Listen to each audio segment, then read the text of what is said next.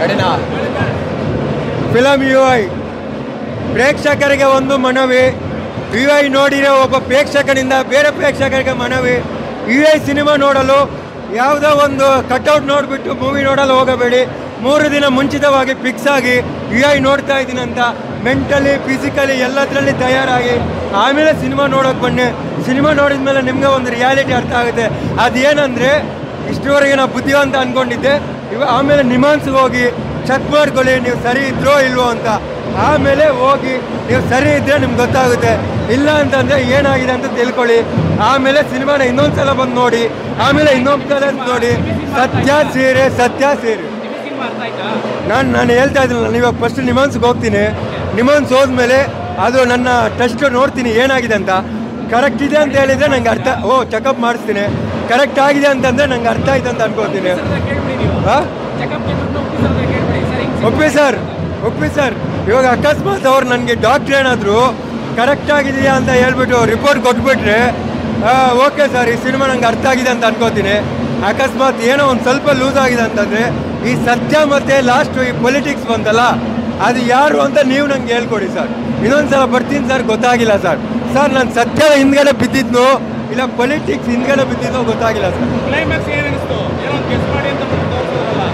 ಕ್ಲೈಮ್ಯಾಕ್ಸಲ್ಲಿ ಏನು ಅನಿಸ್ತು ಅಂತಂದರೆ ಸೀರಿಯಸ್ ಆಗಿ ಹೇಳ್ಬೇಕಂದ್ರೆ ತಾಯಿ ಅನ್ನೋದು ಪ್ರೀತಿ ಪಾತ್ರರಿಗೋಸ್ಕರ ನಾವು ಏನು ಮಾಡ್ತೀವಿ ಅಂತಂದರೆ ಎಲ್ಲವನ್ನು ನಾವು ಪರ್ಚೇಸ್ ಮಾಡೋಕ್ಕೆ ಬೈ ಮಾಡೋಕ್ಕೆ ಟ್ರೈ ಮಾಡ್ತೀವಿ, ಕಿತ್ಕೊಳ್ಳೋಕ್ಕೆ ಟ್ರೈ ಮಾಡ್ತೀವಿ.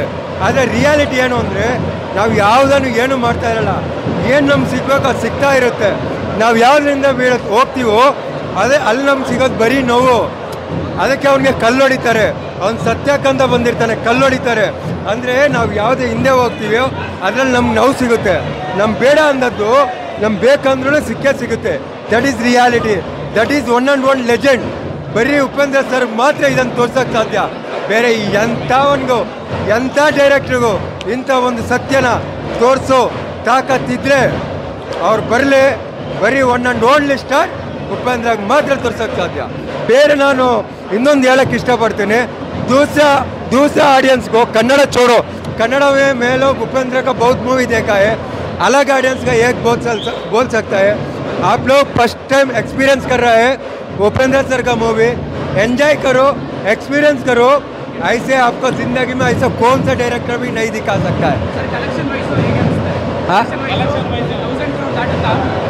ಎಲೆಕ್ಷನ್ದು ನಾನು ಅದನ್ನೇ ಹೇಳ್ತಾ ಇರೋದು. ಒಂದು ರಿಯಾಲಿಟಿಯಲ್ಲಿ